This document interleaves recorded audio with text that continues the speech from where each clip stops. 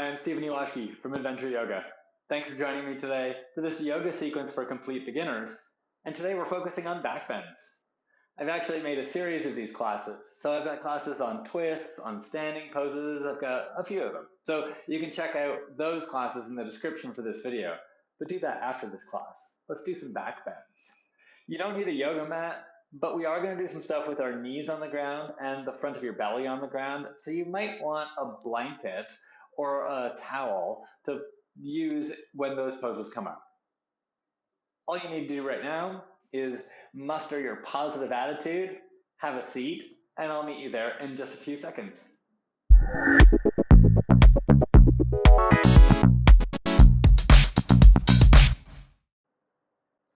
You ready for some back bends? Cool. So this first one is going to be done on our hands and our knees. So if you're using a yoga mat, that's probably enough protection for your knees. But I mentioned in the opening that you might want to get something to place under your knees if you're not using a mat. So if you grabbed a towel or a blanket, place that on the ground so that you can put your knees down on that. And then come on to your hands and knees. So knees on your yoga mat or knees on a blanket. You don't need that, but it just makes it a little more comfortable. Place your feet flat behind you and place your hands flat on the ground. Have your middle of your wrists about as wide as the outer edges of your shoulders. I talk about that alignment more in my 10 essential yoga poses for complete beginners class. But for now, have your wrists about shoulder distance apart. Also, work to make the front of your wrists parallel with each other. What that really means is don't have your hands turning in, don't have your hands turning out. Have your hands evenly placed so the wrists line up with each other. And bring your shoulders over your wrists so your arms are straight up and down. And let's do cat pose. Cat pose is a bit like what a cat does when it's stretching. Or if you live somewhere where you have Halloween, like the silhouette drawing of a Halloween cat. So it's round your back. Push your hands down, round your back. Push your lower legs down, tuck your butt underneath you to round your back more. Move your chin towards your chest, move your hips forward, stretch your spine. So this isn't a back bend, but it's the complementary pose to cow pose, which is a back bend. So let's do that. It's sort of the opposite. Move your hips back and lift your butt up. Move your chest down and forward and lift it up. So now you're stretching the front of your belly and doing a back bend. Move your shoulders away from your ears. Move your tailbone or the very bottom of your spine up. So you get a nice back bend happening here. This is cow pose. It doesn't look much like a European or North American cow, but it does look something like Asian cows. And then go back into cat pose. Stretch your spine and come back into cow pose. We usually do these two poses together at the beginning of class as a warm-up. So now start to just move through them at your own speed and feel them in your body. That's such an important part of learning these poses, is feeling them in your body. Seeing how it makes you feel, seeing what you feel like when you're doing it, when your body is in that position. Do one more of each. And when you're done that, come to a neutral position. If you have the blanket under your knees, now move it forward so that it's between your hands and your knees, because we're going to do a pose where our belly comes down to the ground and the front of your hips pushing down into the ground can be a little uncomfortable for some people. So straighten your right leg and tuck your toes. Straighten your left leg and tuck your toes. Bring your shoulders over your wrists. So this is plank pose, or top of a push-up, it's sometimes called. We're going to work to keep this length in our body, but bring your knees down to the ground for a moment, and then bend your elbows and come all the way down. So here, if you're using the blanket, have it under the front of your hips. And if you need to adjust, just adjust. Untuck your toes and place your feet flat behind you. And then bring your chin to the ground. Stretch your arms back at your sides and place your palms flat on the ground. Push your hands down. Push the tops of your feet down. Lift your head and look forward. Lift your shoulders. This is Salabhasana or Locust Pose. Think about your belly. Now it's going to keep touching the ground, but move it up away from the ground towards your spine a little. That's going to be a really good tool for you when you're doing back bends. It's really important to keep your belly engaged. Lift through your chest a little bit higher. And then think about your toes. They're probably curling in a little. So spread them, do the opposite. Spread your toes and push your toes down. Lift your chest a little more and come down. You can rest your chin down or turn your head to one side. I'm going to do one more locust pose, Salabhasana. So turn your head back to center. This time, behind your back, hold your hands. Keep your head down. Lift your shoulders away from the ground. Squeeze your shoulders together, and if you can straighten your arms here, do. Push your belly down. Push your lower belly down. Push your toes down. Lift your head and chest. Lift your hands off your back. This is also Salabhasana, Locust Pose. There are several arm variations we can do. Think about your lower belly. Tighten up your butt and push your lower belly down. Move your navel, your belly button, back towards your spine. Lift your chest a little and come down, because that is plenty.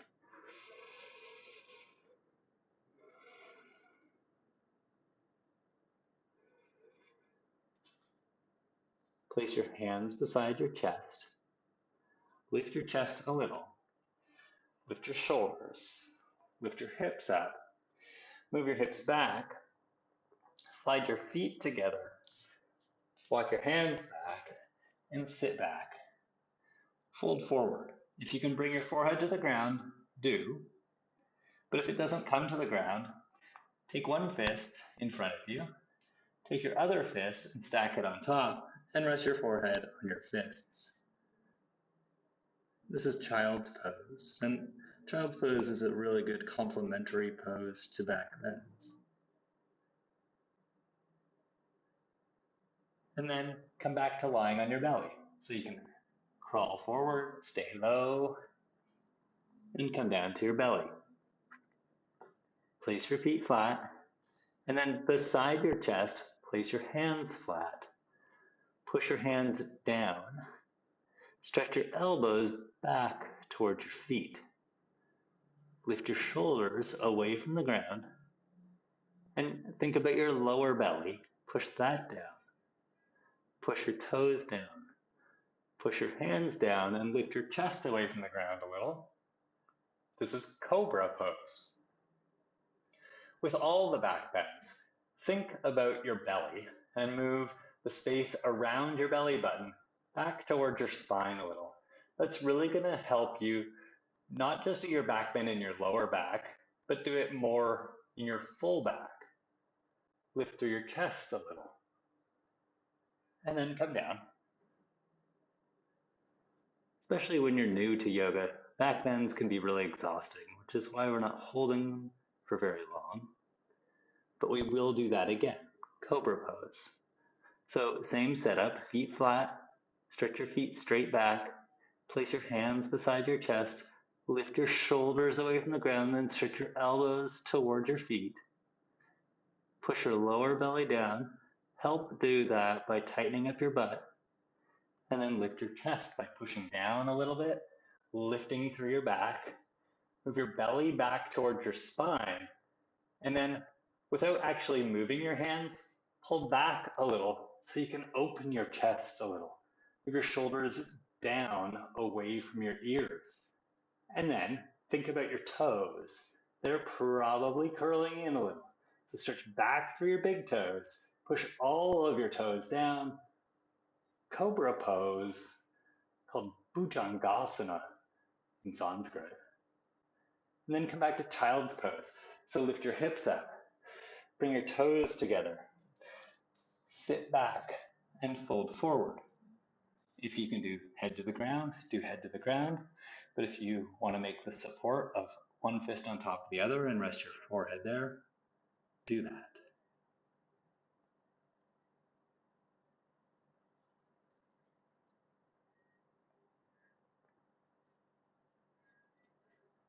Sit up.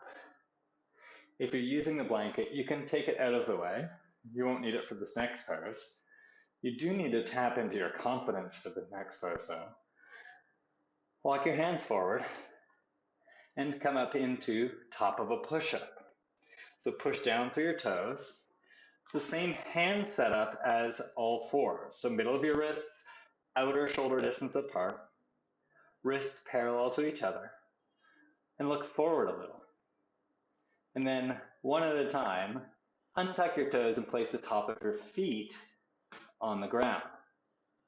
Lower your hips a little, but keep your hips off the ground and look forward. Just like we did in the second Cobra, pull back with your hands so you can move your shoulders back and open your chest. And now, pull back so much that you can start to slide your hips forward a little, like this. And lift your chest. This is upward facing dog. Come into child's pose. We'll do that one more time.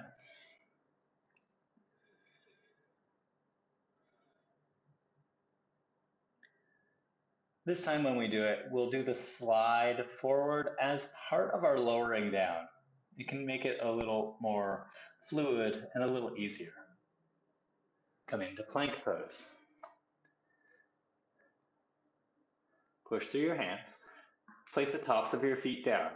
And then as you start to lower your hips, pull back with your hands and slide on the tops of your feet. Don't bring your hips down or your knees down, so it's just tops of your feet and your hands in the ground. Pull back to move your shoulders back and lift your chest up, upward facing dog. And then come down to your knees and push it back, child's pose.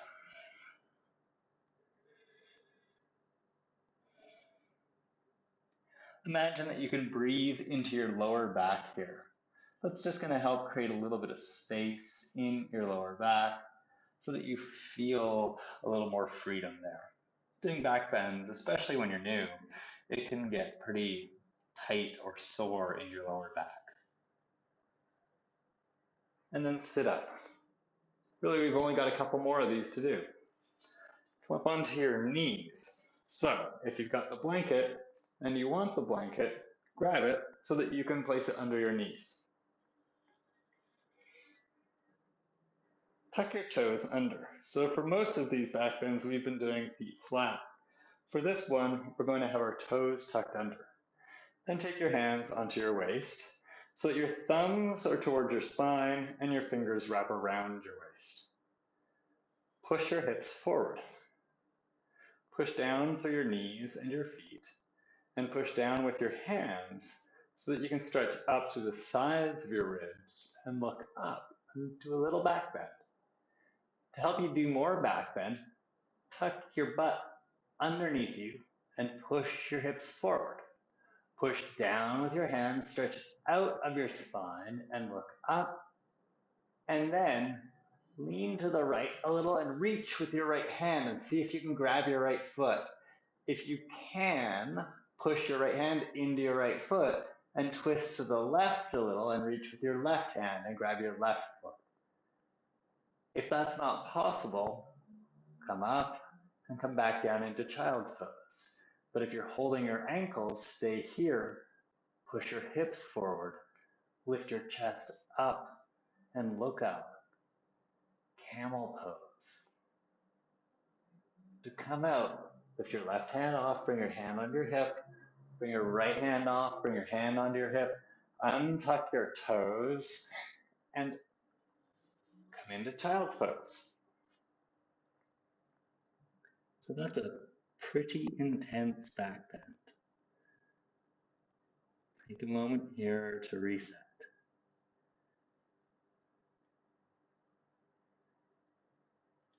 And then we do it again. Come up onto your knees.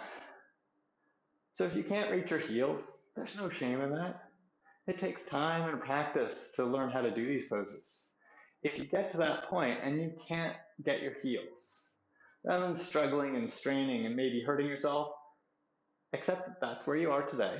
Be happy with where you are today. Come into child's pose and we'll meet you there in just a few seconds. Tuck your toes under. We're all going to do the first few stages of this. And if that's where you get, that's where you get. Place your hands on your waist. Thumbs towards your spine, fingers wrapping around your waist. Point your elbows back, push your hips down, and then stretch up through your ribs and look up. Think about your belly. Move your belly back towards your spine, and then lift through your upper back a little more. And take your head back a little.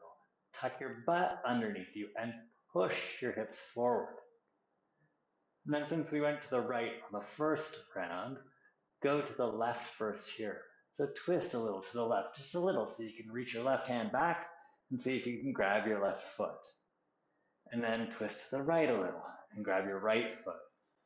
And if you can't grab your feet, no problem. Come back up and down into child's pose, and we'll meet you there in a minute. If you're holding your feet, push down. Open your chest up and push your hips forward. Tone your belly. So move your belly back towards your spine a little. And then lift through your upper back and look up. Camel pose. To come out, bring your right hand to your waist. Bring your left hand to your waist. Sit up. Place your feet flat. And come back and down into child's pose. So I'm doing the fist stacked child's pose variation, but you can also do arms out and forehead to the ground.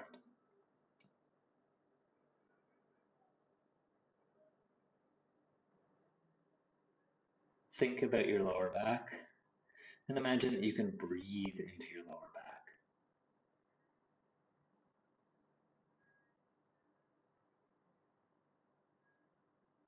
And then sit up. We just have one more back bend. Swing your legs over to the side. Stretch your legs out in front of you. If you were using the blanket for that, you can get it out of the way. Lie down on your back. Bend your knees and place your feet flat on the ground. And then stretch your arms at your sides towards your feet. If you can walk your feet in so much that you can just touch your heels with your fingertips, do that. If you can't quite get your feet that close to your hands, that's fine. So it's not heels right up to butt, it's about one hand distance away from your butt. And then if you can touch your feet, touch the outsides of your heels.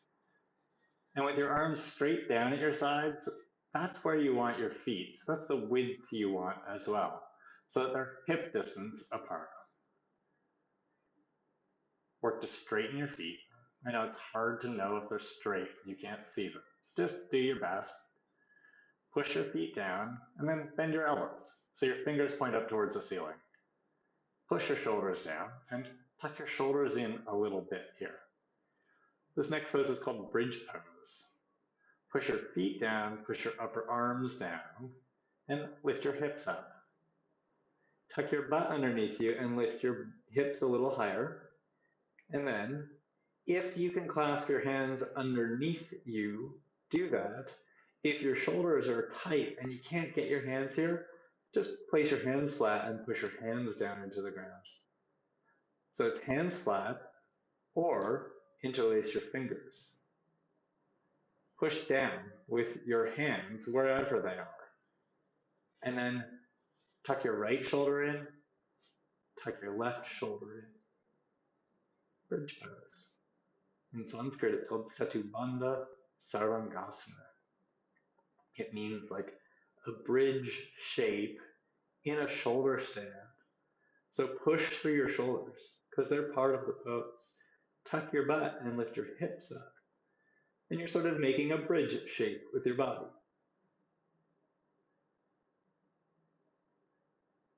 Release your hands and lower your hips down. And that's bridge pose. We'll do that once more.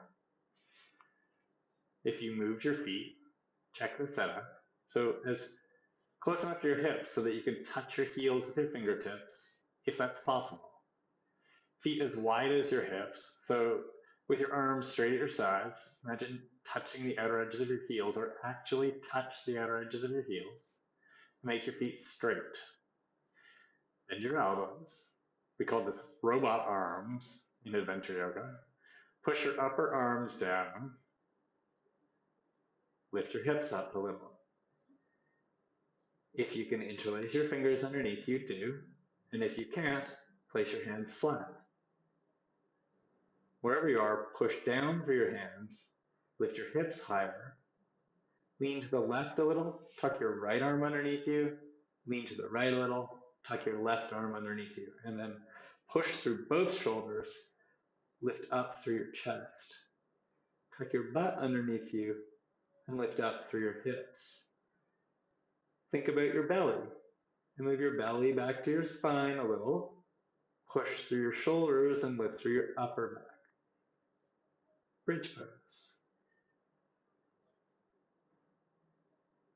Release your hands and lower your hips.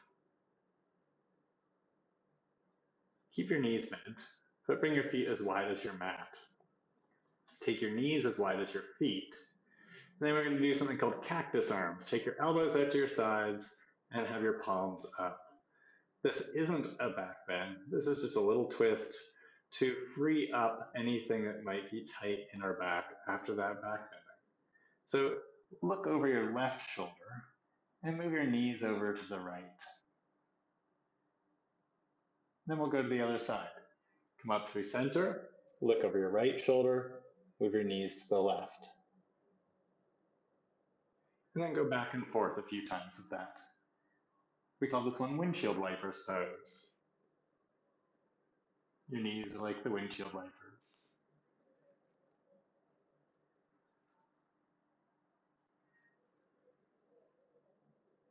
And then bring yourself to a still position, knees up.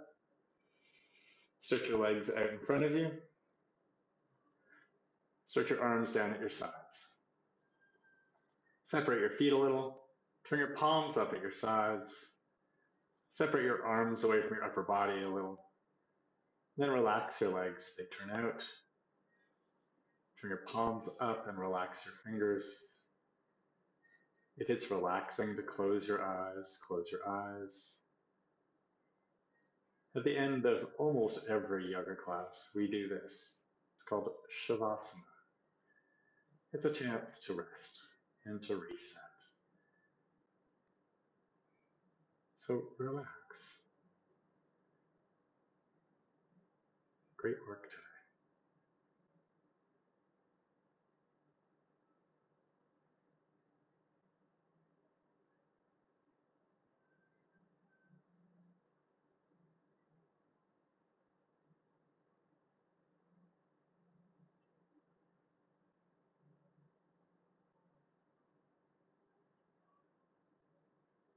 And start to deepen your breath. Move your fingers, move your ankles and your toes, move your wrists, and then stretch a little, however you like.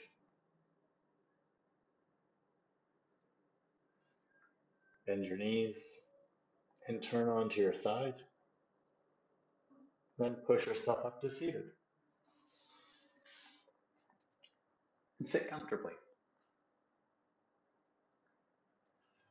Those are our back bends for today.